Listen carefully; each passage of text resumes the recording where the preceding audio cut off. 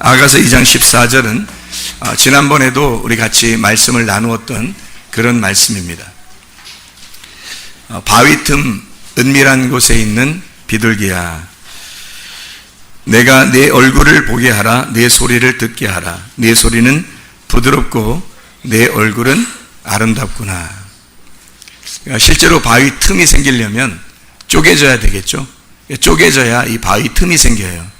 그래서 실제 모세가 바위를 때려서 바위가 쪼개진 바위를 여러분은 보고 있습니다.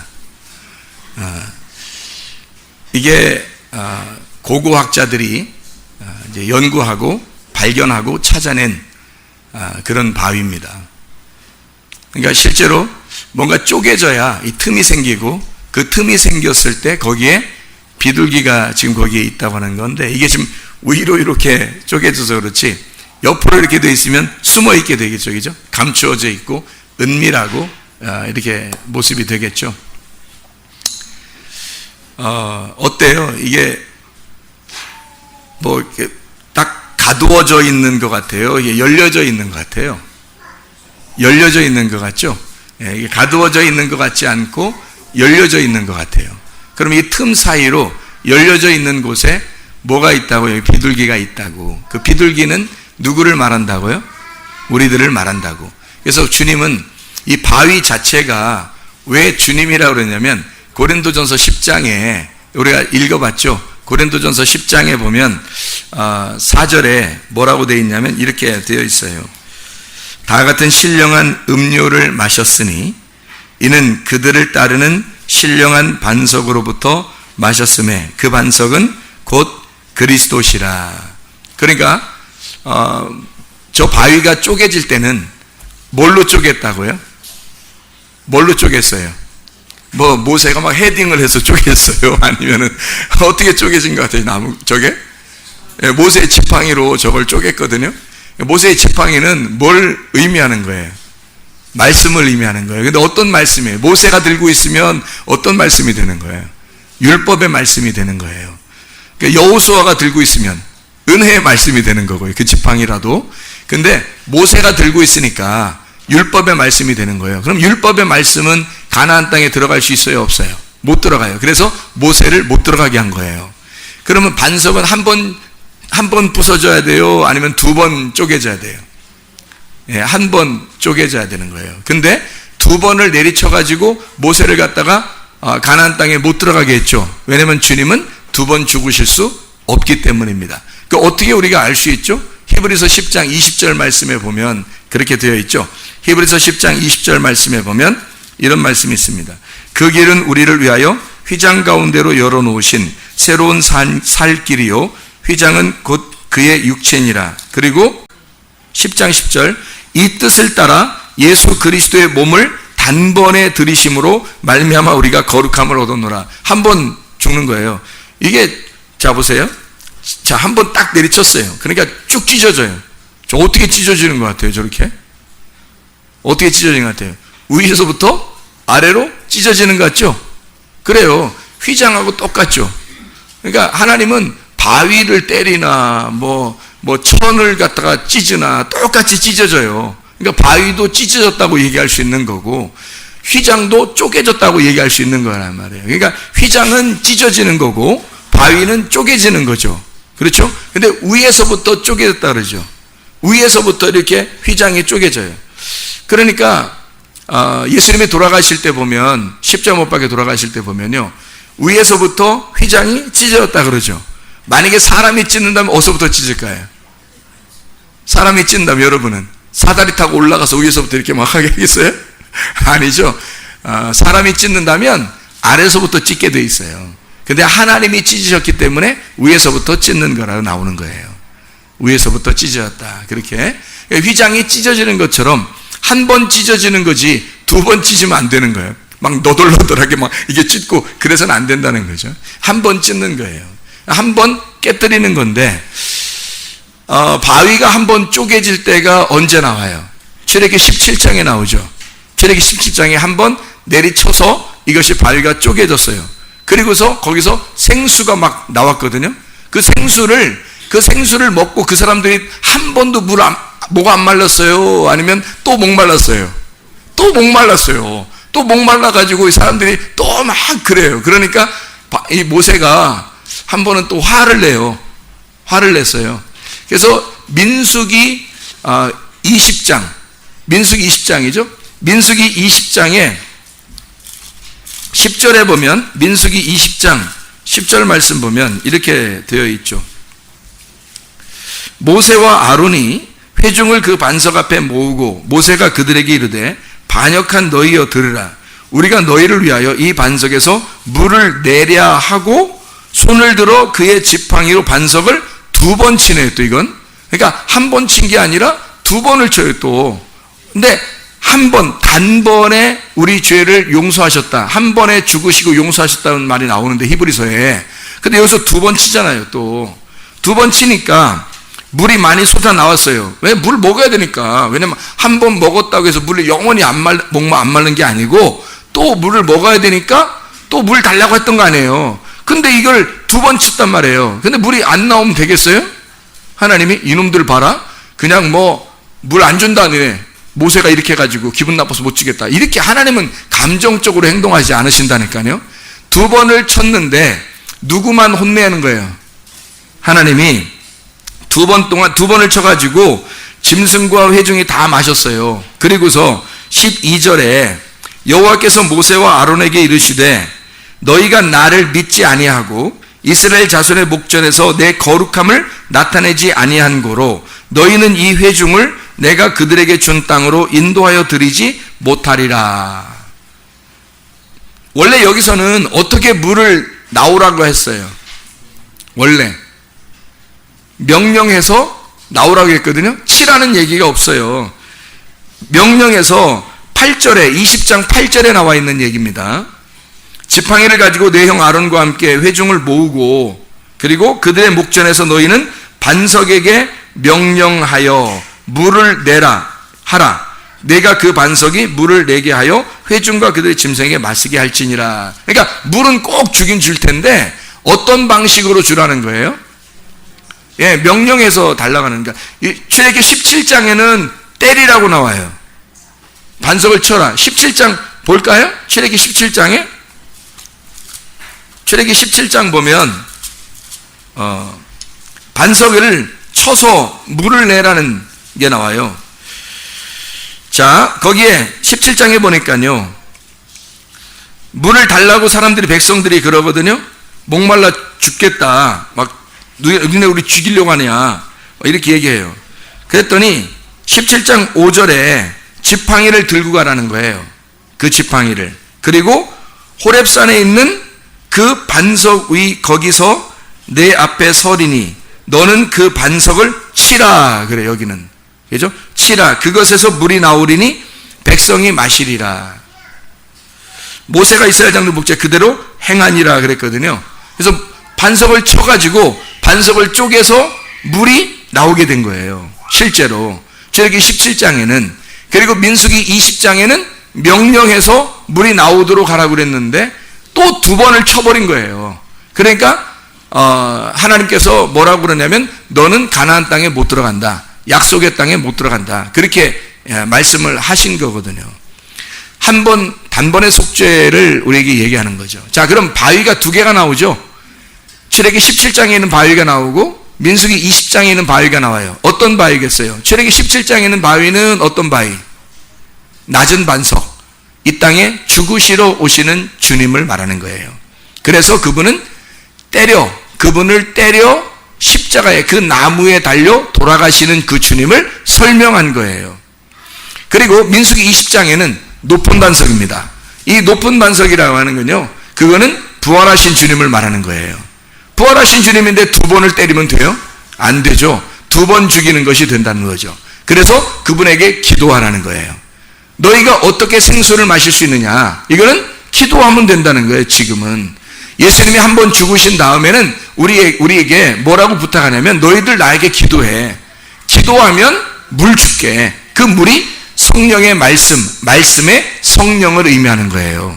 그래서 물 줄 테니까 어떻게 하라고? 기도해라. 너희가 기도하면, 자, 설교를 여러분 듣죠? 말씀을 이렇게 막 듣지 않습니까? 그런 말씀을 들으면 바로 그 자리에서 막 생수가 솟아나고 그 자리에서 막 성령이 막 충만하고 그런 의미가 아니고 기도해야 돼요. 기도하셔야 여러분이 그 기도하는 가운데 하나님의 성령이 들어가시고 역사하셔요. 그러니까 기도하지 않으면 안 되는 거예요. 근데 무작정 기도만 하는 사람이 있어요. 무작정 기도하는 사람은 뭐 잘못 받아요. 또 성경을, 이 약속의 책을 모르니까, 내용을 모르고 그냥 무작정 기도만 한단 말이에요. 성경을 모르고. 그러는 사람들은 간구밖에 할 수가 없죠. 하나님과 교통할 수가 없습니다. 그러니까 엉뚱한 것을 구하게 되고 자기도 모르게 뭐 다 받는 게 아니라 어떤 건 받고 어떤 건 못 받게 되고요.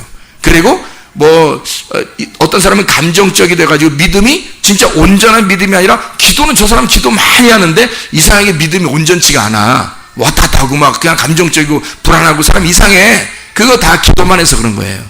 그게 말씀을 몰라서 그런 겁니다. 말씀을 알게 되면 정중하게 돼요. 예의가 있고 인격적이고, 그리고 지적 오는 사람으로 바뀌어버립니다. 믿음은 지적인 말씀에서 오기 때문에 감정은 기도로 오는 거거든요. 그러니까 기도만 했으니 감정이 충만하죠. 하나님께 대한 어떤 감정은 충만한데 이게 길을 모른단 말이에요. 그러니까 자기가 자꾸 벗어나면서도 몰라. 이게 어떻게 벗어나는 건지 뭔지. 이게 자기만 옳다고 생각하는 경우가 상당히 많다는 거죠. 그럼 말씀만 있으면요.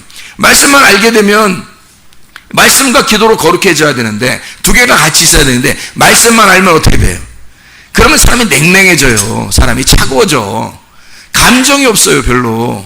감정적인 사람이 돼야 되거든. 이 감정이란 말은 혼자 막 흥분하는 감정을 얘기하는 게 아니라 감정이 살아있어야 되는 거거든요. 자, 사랑을 두 가지로 설명했어요. 제가 사랑을, 성경에 나오는 사랑은 두 가지가 나오는데 어떠한 사랑이 나와요? 아가페 사랑이 나와요. 그리고 필레오 사랑이 나옵니다. 자, 아가페 사랑은 감정이 있어요? 없어요?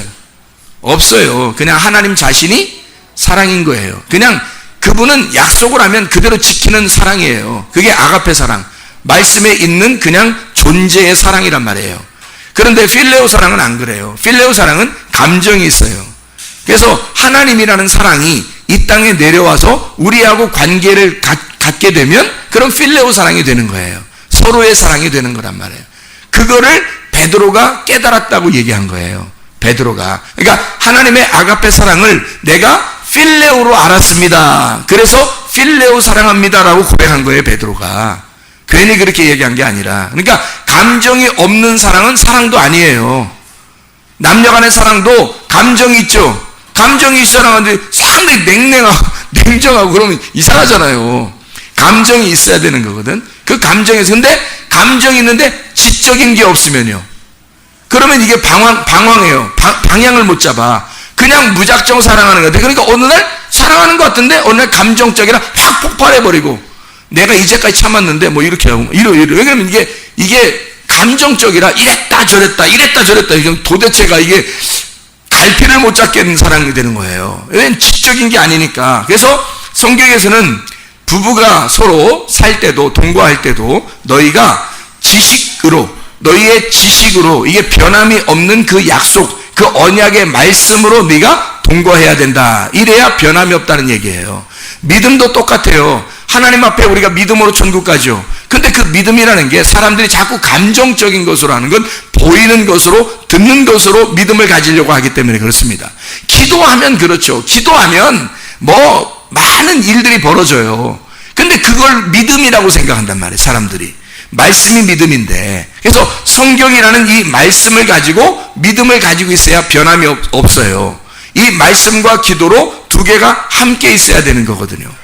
이 두 개가 함께 하나가 돼야 된다. 그래서 두 개가 하나가 되는 사랑이 있어야 된다. 자, 보세요. 성경에서도 그래서 바위도 어떻게 된다고요?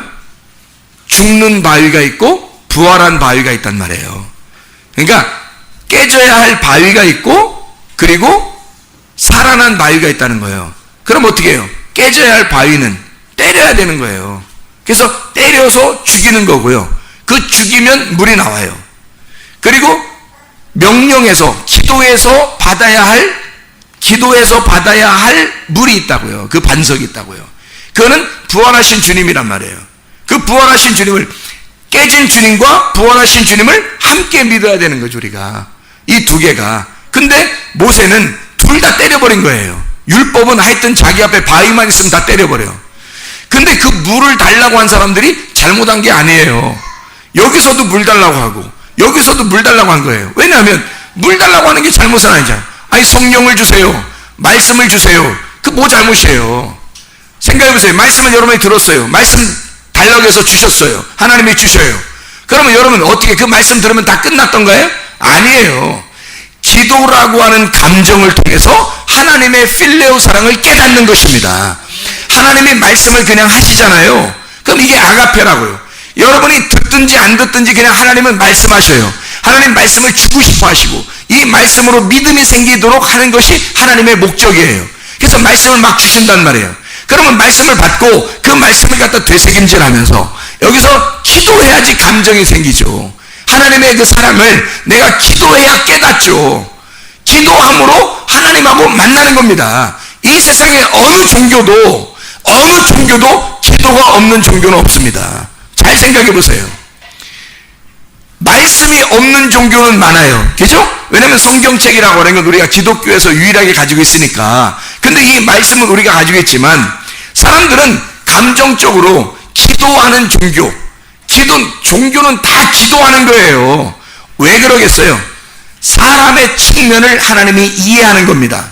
사람의 측면을. 사람은 가만히 내비둬도 종교를 만들어요. 왜냐하면 사람의 측면은 기도하게 돼 있어요. 왜? 내가 부족하고 연약하고 힘이 없으니까 뭔가 의지하게 된단 말이에요. 그래서 끌어들여요. 신을 끌어들이려고 한단 말이죠. 이게 그게 기도예요, 여러분. 그러니까 보세요. 기도는 그냥 무작정 끌어들이려고 하니까 이 세상에도 종교가 많아요, 안 많아요? 많죠. 그러니까 그냥 무작정 끌어들이려고 하니까 뭐도 오겠어요? 귀신도 들어온단 말이에요. 그러니까 하나님이 딱 들어오시면 좋겠는데 귀신이 대부분 들어와요. 왜 귀신이 대부분 들어와요? 그래서 사람들이 이상해지는 거야. 그러니까 사람들이 저 사람 기도 많이 하는데 믿음은 엉망진창 이상하게. 왜 그러냐면 그게 귀신이 들어왔을 가능성이 굉장히 많기 때문입니다. 하나님의 말씀을 모르니까. 하나님 말씀이 진리의 영이기 때문에요. 이 진리의 영으로 들어와야 되거든요. 그래서 말씀을 들어야 되는 겁니다, 여러분. 말씀을 듣고 말씀을 읽고 말씀을 사모하고 어린아이들도 마찬가지예요.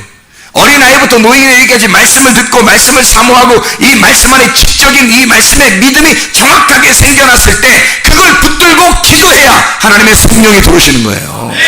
그냥 무작정 기도만 막 해, 성경도 모르고 그랬을 때 누가 들어오겠어요, 여러분? 여러분 같으면, 여러분이 이 세상에 하나님의 영도 있고 귀신의 영도 있다면 여러분이 그런 사람에게 뭐가 들어가겠어요? 말씀도 몰라, 말씀도 안 들어, 말씀은 다 제껴놓고 난 무조건 기도하리라 기도만 해요. 막 금식도 하고 밥도 굶어가면서 그리고 막 밤새도록 철야도 하면서 계속 기도만 해. 성경은 뭐 별로 알지도 못해. 이러면 누가 들어가겠냐고. 영이 두 개가 있다면 누가 들어가겠어요? 대부분이 아니라 거의 다 귀신이 들어가 버려요. 이게 말씀으로 성령에 의하여 말씀이 전달될 때 성령이 들어오시는 겁니다. 여러분이 그 말씀을 들을 때, 말씀을 읽을 때, 그 말씀을 갖다가 사모할 때 그 말씀이 탁 들어와 버려요. 가슴으로 탁 들어와. 이게 성령이 들어오는 거예요. 말씀. 그래서 진리의 말씀만 들어야 되는 거예요, 여러분이. 자꾸 거짓의 말씀을 듣고 땅의 말씀을 듣고 엉뚱한 말씀 듣고 이상한 말씀 자꾸 듣잖아요. 그러면 귀신이 100% 들어갑니다, 그 사람에게. 왜? 귀신은 땅에서 역사하는 거니까. 귀신은 땅에 있는 존재들이니까. 그러니까 그 악한 영들이, 거짓의 영이 선악과를 먹으라고 하는 그 옛 뱀의 영이 들어가 버리는 거예요. 근데 우리는 하나님의 생명의 나무를 먹어야 되겠죠. 하나님의 위에서 내려오는 그 영을 받아야 된단 말이에요. 그게 뭐냐면 성령이란 말이에요.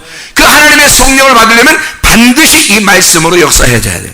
말씀을 먼저 듣고 말씀을 읽고 말씀을 사모하고 그 말씀이 내게 왔을 때 이 말씀을 붙들고 기도하는 것입니다. 기도하면 그때 성령이 들어가시는 거예요. 그러니까 말씀과 기도가 두 개가 함께 있어야 되겠죠. 함께 있어야. 그러니까 우리를 죽이는 말씀, 우리를 살리는 말씀. 그래서 바위는 한 곳은 반드시 쪼개져야 하고 한 곳은 반드시 기도해서 받아야 된다는 거예요. 그걸. 물은 항상 주죠. 왜냐하면 물이라는 건 항상 필요하니까 사람에게.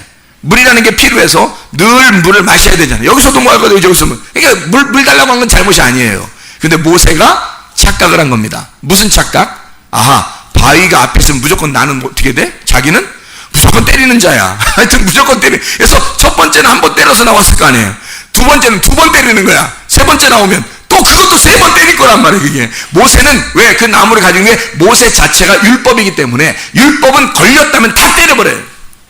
예수님도 걸리면 율법으로 때려버립니다. 그래서 예수님이 바위인데 그걸 때려서 물이 나오게 됐다. 그 실제 바위란 말이에요, 이게. 그것처럼 이게 쪼개지면 뭐가 나와요? 물이 나와요. 근데 실제로 물을 나왔는데 왜 물을 반복해서 먹으라고?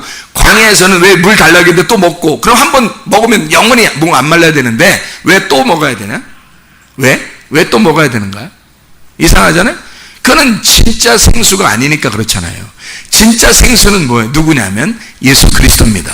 진짜 생수인 예수 그리스도, 그 하나님의 영, 성령이 우리 안에 들어오시면 다시는 목마르지 않아요. 성령이 우리에게 들어오시면 그거는 생수, 위에서 내려오는 물이란 말이에요. 땅에서 솟아나는 물이 아니라 위에서 내려오는 물이라고요. 그걸 먹어야 영원히 목마르지 않는 거예요. 그거를 사마리아 여자가 달라고 했던 거예요. 내가 위에서 내려온 물이야. 그러니까 사마리아 여자가 대뜸 뭐라 그래요? 나는 맨날 물 들어오는데, 아래에서 물 나오는 거 그거 물 들어오는데 어떻게 해요? 그랬더니 내가 위에서 내려온 물이야. 그러니까 그것 좀 주세요. 나 목마르지 않게. 그러잖아요. 그러니까 아래에 있는 물하고 위에 있는 물이 합쳐지니까 사마리아 여자가 구원받게 되더라는 거죠. 자, 쪼개진 반석과 명령하여 기도해야 하는 그 반석이 합해지면 우리를 죽이고 우리를 살리는 바위가 된단 말입니다. 이 틈 사이에, 자, 우리를 죽이는 그 틈 사이에 우리를 집어넣어. 누가 죽으셨어요? 바위가 쪼개졌어요. 주님이 우리를 대신에 죽으셨다고요.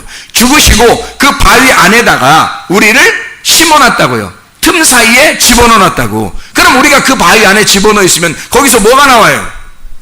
생수가 나온다고 했잖아요. 생수가 나오는 것은 우리에게 비유로 설명해 주는 거죠, 여기에다가. 그러면 누가 나온다는 얘기예요? 하나님의 성령이 나온다는 얘기예요, 그죠? 하나님의 그 바위 안에서, 그 중심에서 성령, 말씀의 성령, 진리의 성령이 나온다는 얘기고요. 우리를 그 가운데 집어넣는다는 거예요. 거기 그 사이에다가 집어넣어 우리를 어떻게 하겠다는 거예요? 보호하시겠다는 겁니다. 그러니까 그게 아름다운 거예요.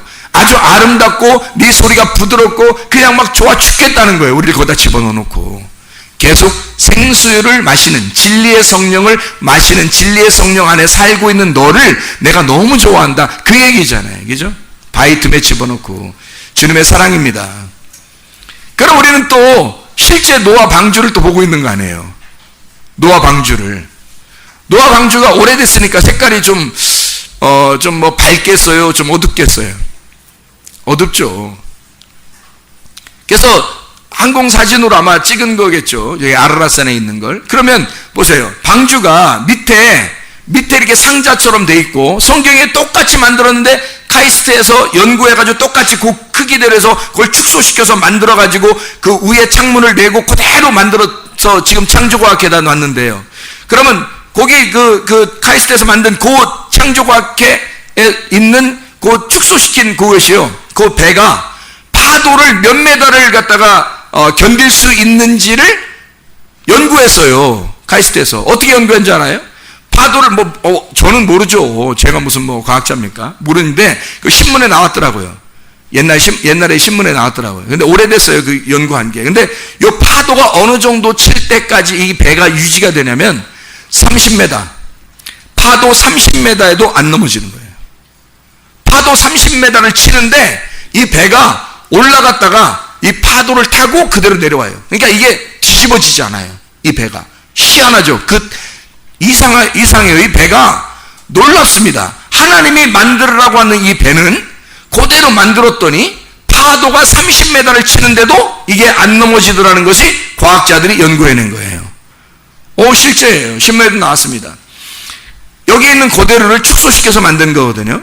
근데 이 배가 상자처럼 만들어져 있다는 거예요. 그래서 오히려 더 안전하고 이게 움직여도 이게 뒤집어지지 않는가 봐요. 이게 상자처럼 만들어서. 근데 위에 보니까 창문을 갖다가 창세기에 보니까 창문을 위에다 놨어요. 창문을 위에다가. 그러니까 또 배를 발견해보니까 창문이 또 위에 있어요. 희한하게. 문은 뭐 옆에 있게 옆구리에 문이 있어서 이 옆구리에 예수의 우리 피와 물을 통해서 우리가 이 안에 들어가고, 그리고 우리는 그와 함께 죽고 그와 함께 부활한다. 우리가 말씀을 같이 나눴던 얘기죠. 자, 생각해봐요.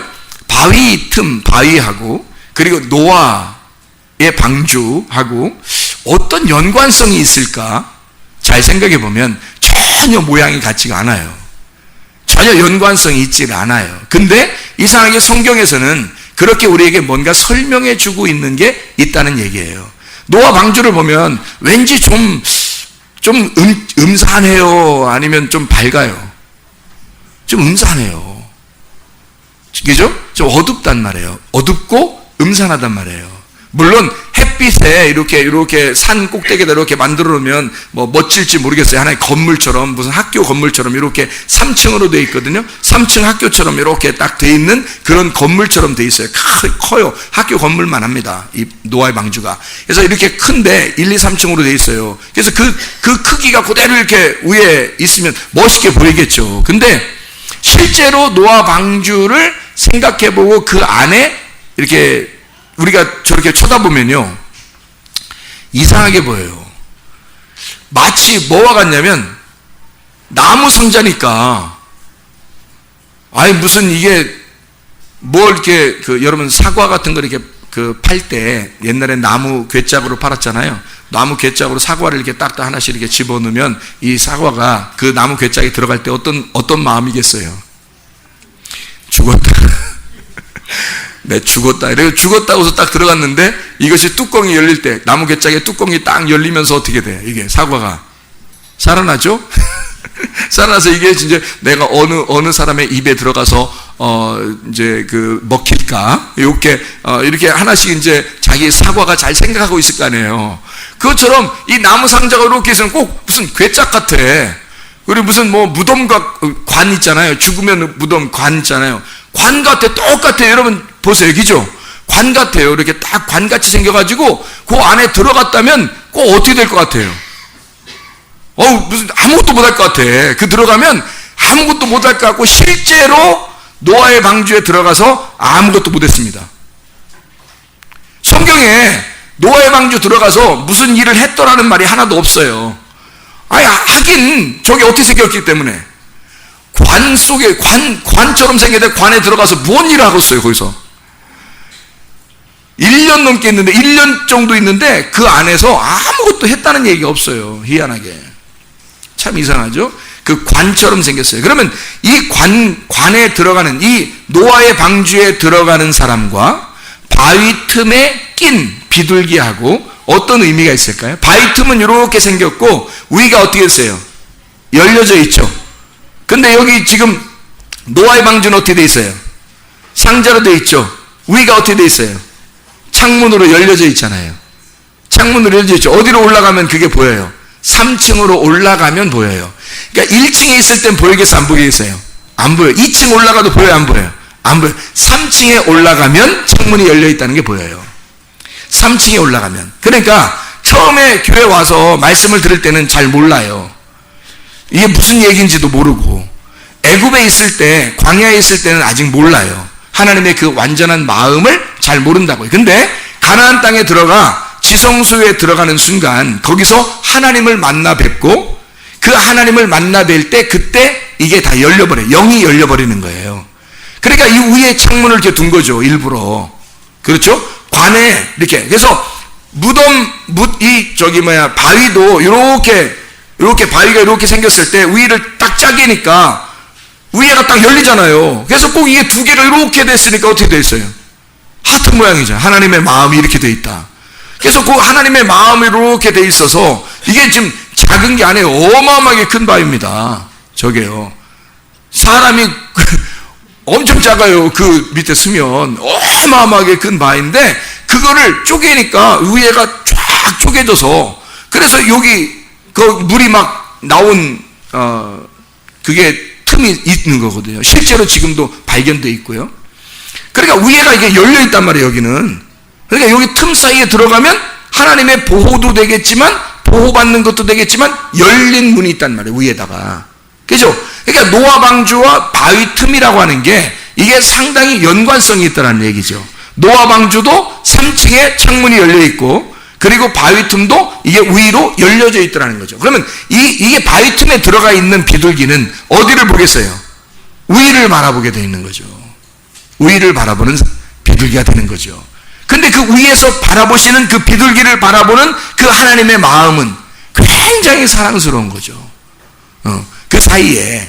그러니까 하나님의 영이라는, 성령이라는 게요, 예수님의 영이라고 하는 게 성령인데, 그거를 영이 어떤 거겠어요? 영이 어떻게 생긴 거냐면요, 예수님을 꽉 짜잖아요. 예수님을 꽉 짜면 뭐가 나올까? 사람마다 이렇게 꽉 짜면 기름이 나오겠죠. 사람을 이렇게 집어넣고서 하여튼 무서운 얘기네 이게. 사람마다 집어넣고 하여튼 꽉 짜면 어떻게 해요? 기름이 나오죠. 그 기름을 그래서 영이라 그런 거예요, 성경에서. 예수님을 꽉 짜면 그 엑기스가 나와요. 예수님이에요. 예수님인데 그 엑기스, 예수님의 엑기스가 기름이고 그게 영이라 그런 거예요. 하나님의 성령은 예수님의 엑기스예요. 그러면 비둘기가 뭐를 상징하죠? 성령을 상징해요.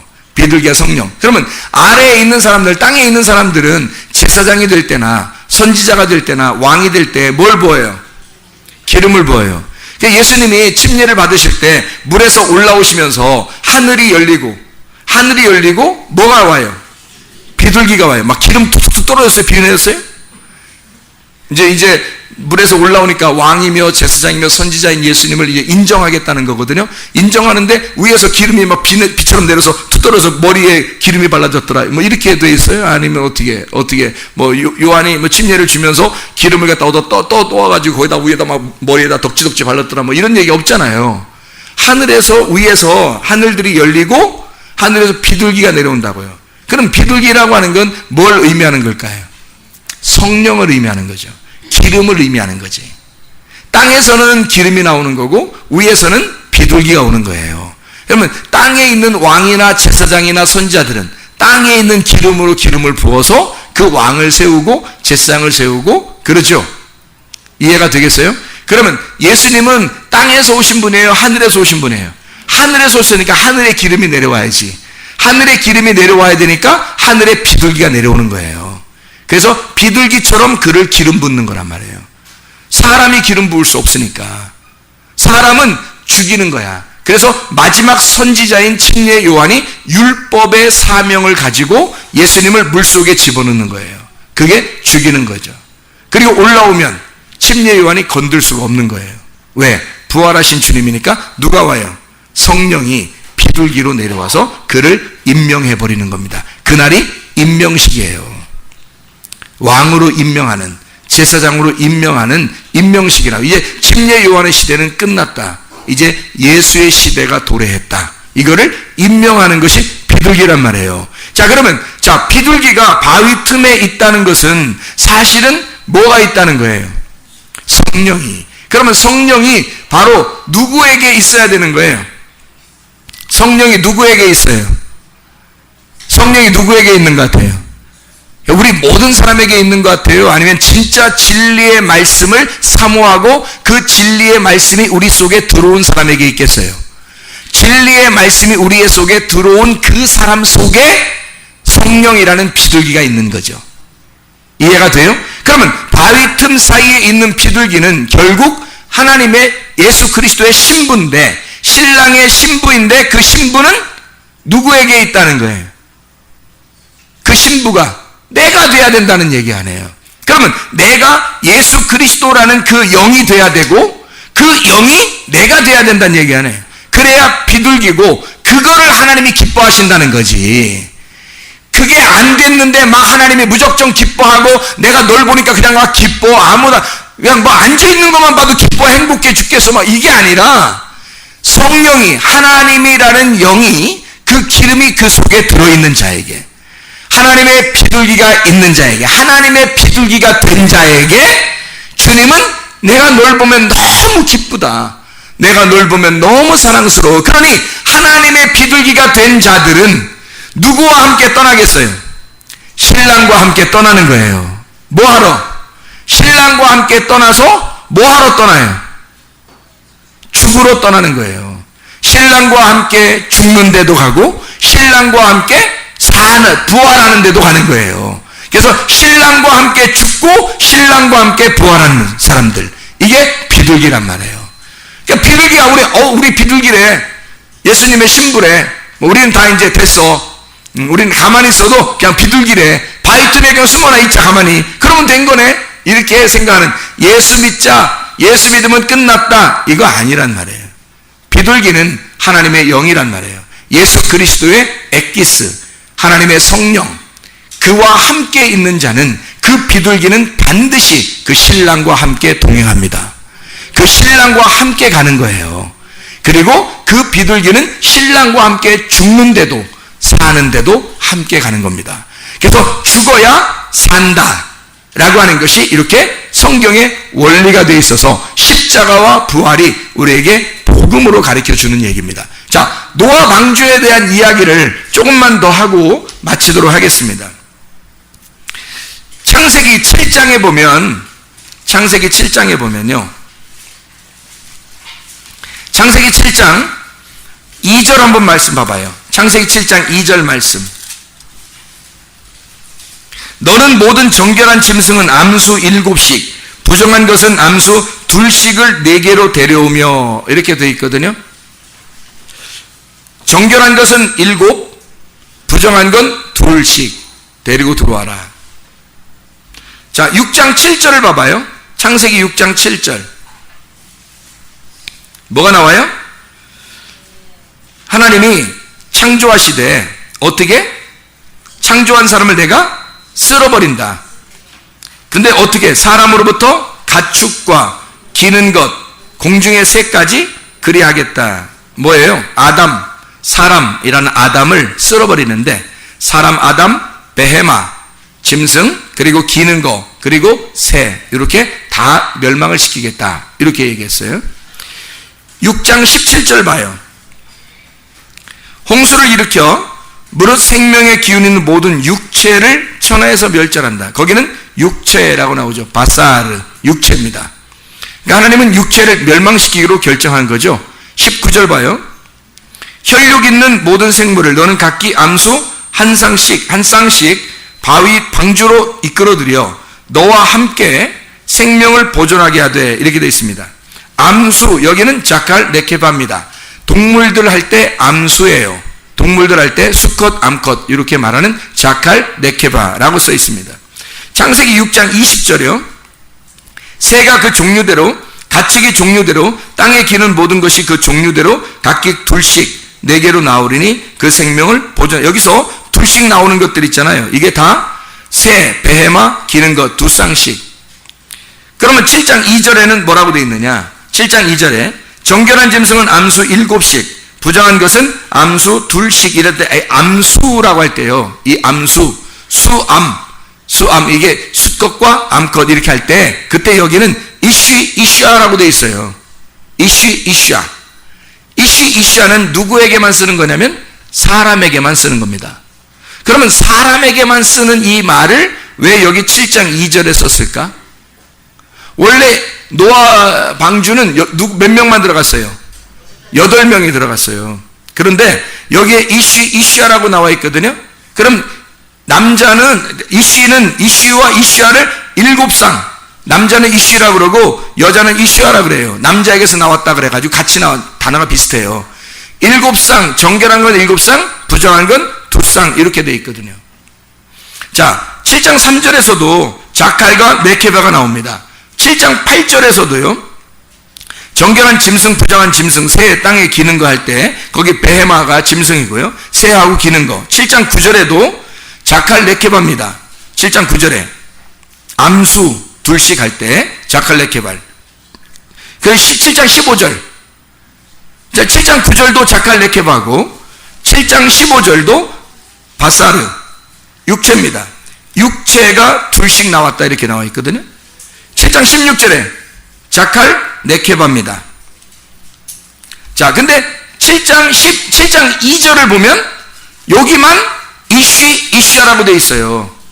이상하죠? 이상하잖아요. 여기만 이슈야 사람을 갖다 썼단 말이에요.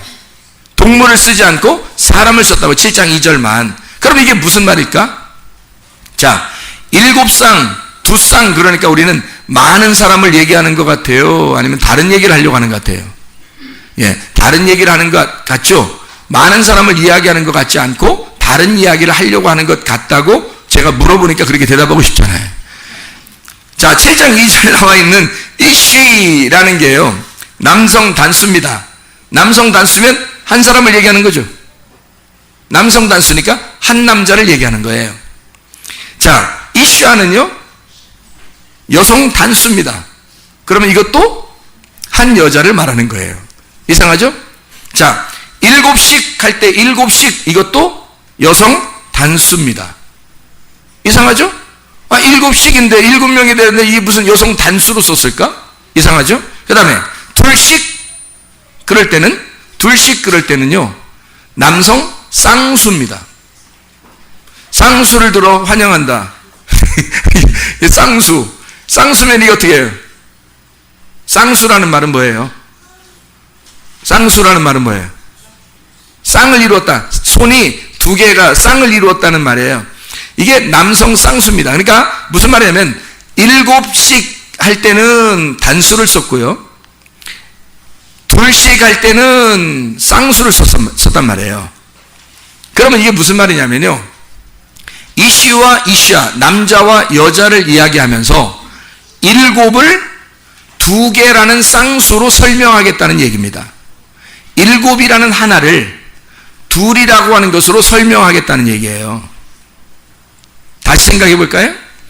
자, 이슈야, 남성 여성이, 남자 여자가 정결한 것은 7이라는 하나, 완전한 7이라는 하나, 누구겠어요? 그리스도, 예수 그리스도를 2로 설명하겠다. 2씩, 부정한 것으로 2씩을 채워서 2쌍으로 놔라. 남성 쌍수로. 그러면 원래 우리는 부정해요, 안 부정해요? 부정하죠. 예수님은 원래 정해요, 안 정해요? 정하죠. 근데 그 정하신 분이 나라는 부정한 것을 입고 와서 같이 죽겠다는 겁니다. 그러니까 하나인 7인 예수님을 나와 예수님으로 설명해서 2개로 설명해서 그분이 말씀이 육체를 입고 와서 죽으시겠다는 얘기예요. 이게 노아 방주입니다. 노아 방주에는 그냥 짐승들 그냥 때려 싣고서 그냥 살 놈은 살아라, 죽을 놈은 다 죽어라, 밖에서 죽어라, 이런 의미가 아니고 예수님을 설명하려고 쓴 책이에요. 노아 방주를 통해서. 하필 왜 이런 식으로 하나님은 그런 식으로 이렇게 쓸까? 노아 방주는 7장 17절을 읽어보면 여러분이 잘 알듯이 노아 방주가 물 위에 떴다, 땅에서 물에서 떠올랐다는 말이 있어요. 떠올랐어요. 17절에요. 이게 잠수함이 아니란 얘기입니다. 노아 방주는 잠수함이 아니란 얘기예요. 물 속에 들어가서 사는 배가 아니란 얘기죠. 그리스도는 이 물 속에서 영원히 사시는 분이 아니에요. 물에서 떠올라 위에서 사시는 분이라고요. 이게 노아 방주라는 말입니다. 노아 방주는 먼저 누구를 설명하려고 했겠어요? 그리스도를 설명하는 거예요.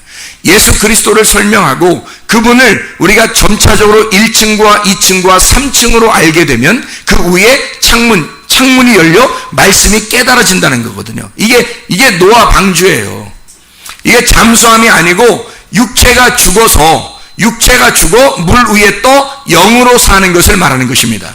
잠수함처럼 계속 육체 안에서 물 안에서 사는 것을 얘기하는 게 아니고 물 안에서 그냥 사는 게 아니라 여기서 물에서 뜨는 걸 얘기하는 거예요.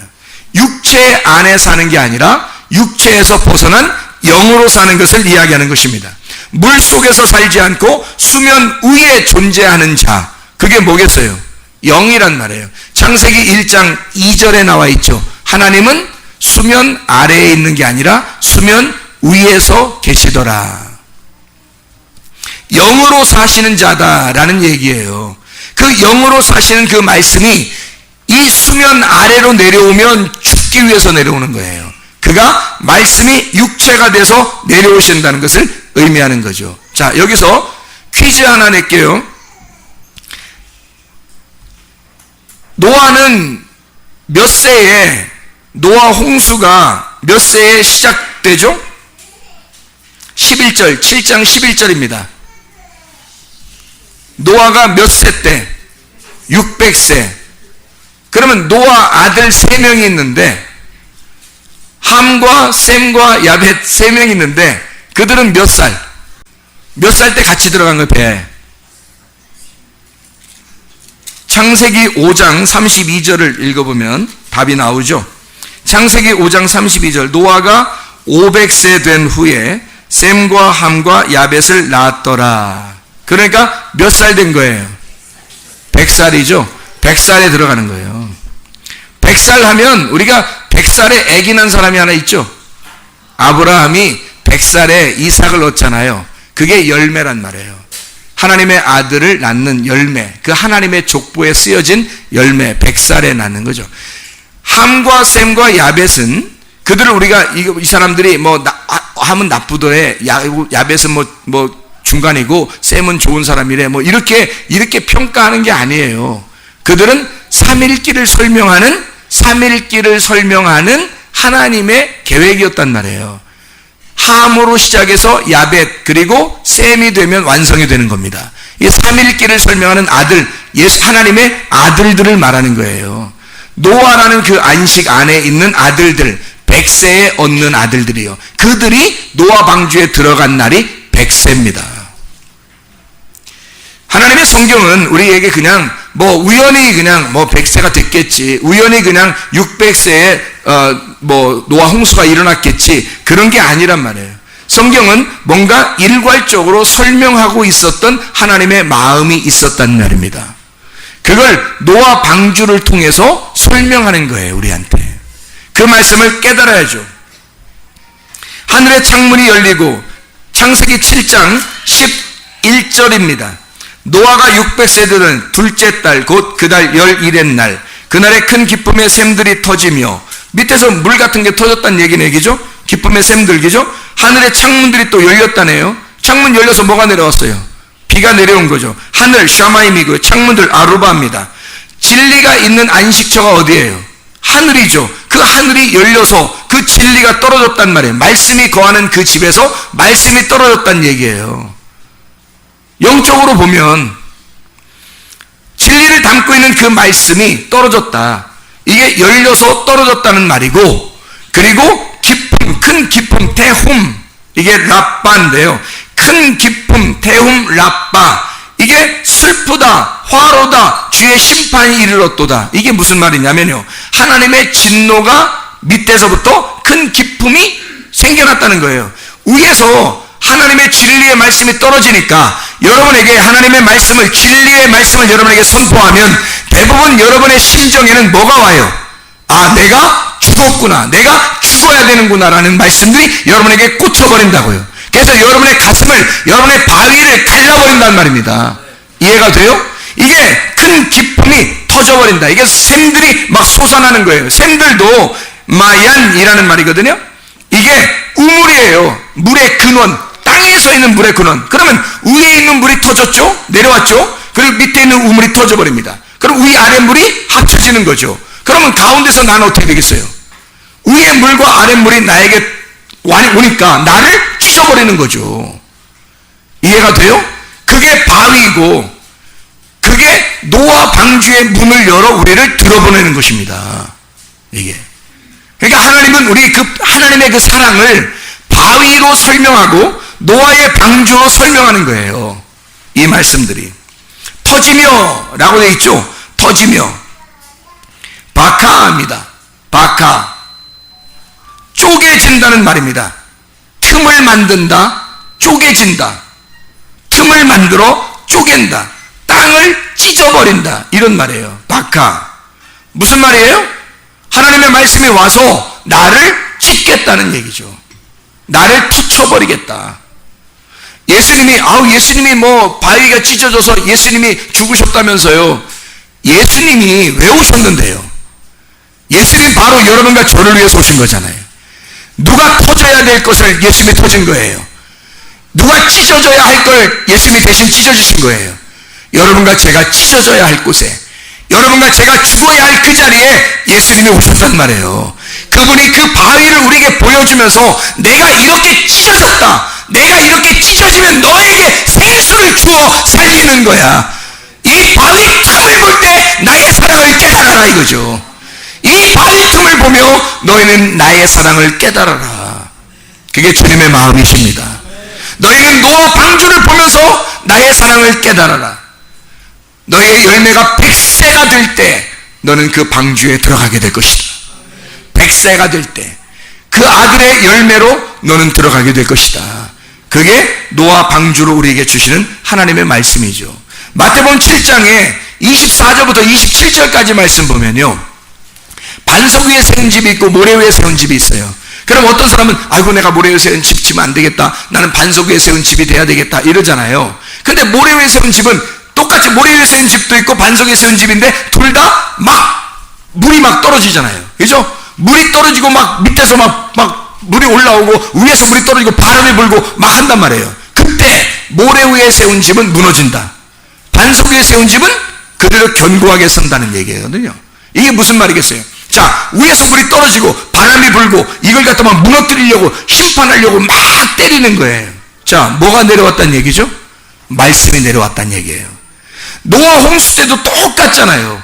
그거를 땅을 터쳐버리려고, 땅을 찢어버리려고 내려버린 겁니다. 그게.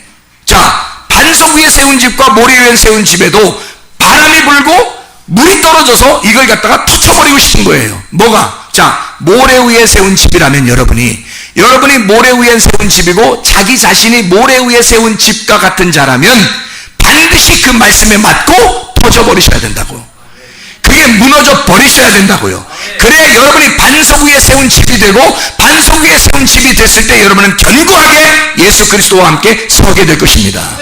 그게 하나님께서 우리에게 주신 말씀들이란 말이에요. 하나님은 우리가 땅에서 살기를 원하지 아니하고 땅 위에서 떠서 살기를 원하셔요. 다시 말하면 하나님의 영 안에서 살기를 원한다. 땅의 사람이 되지 말고 하늘에 속한 사람이 되길 원한다. 하나님은 그런 하나님이 영이시니까 그 영 안에 사는 사람들과 함께 동행하기를 원하시는 거죠. 하나님은 자, 우리를 노아 방주에 집어넣어서 우리를 그게 보호하는 거예요. 너 그 안에 들어가면 죽는 거지? 그래, 그렇지만 내가 너를 사랑하는 거야. 이게 내가 너를 여기다 집어넣는 게 너를 보호하는 거야. 이 땅에 비가 내리고 창수가 터지고 이 말씀이 들어올 때 나 죽었습니다, 죽은 자들만 이 안에 집어넣으면 하나님이 그 보호하는 거지. 하나님이 너를 사랑하는 보호다 이 말이에요. 그 반석을 찢어, 너 대신 찢어 그 안에서 생수가 나게 하고 그 안에 네가 거하였으면 얼마나 네가 보호를 받겠느냐 이거야.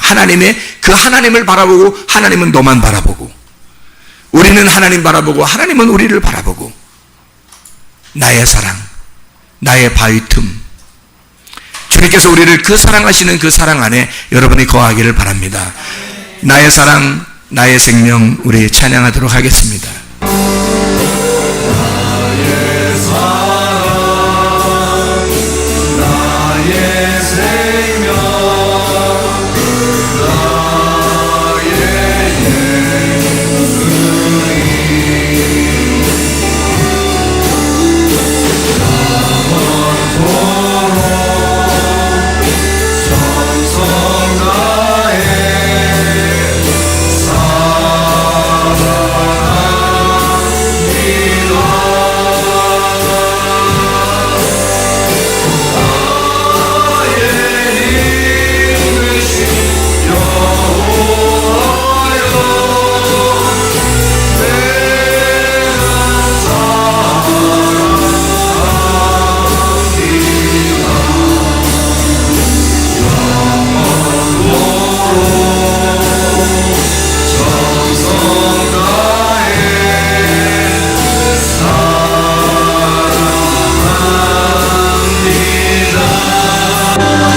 가슴에 손 얹고 기도하겠습니다.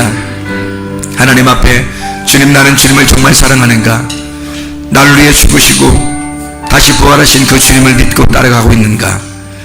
나는 정말 어디에 주님이 가시든지 나는 주님과 동행할 의사가 있는가?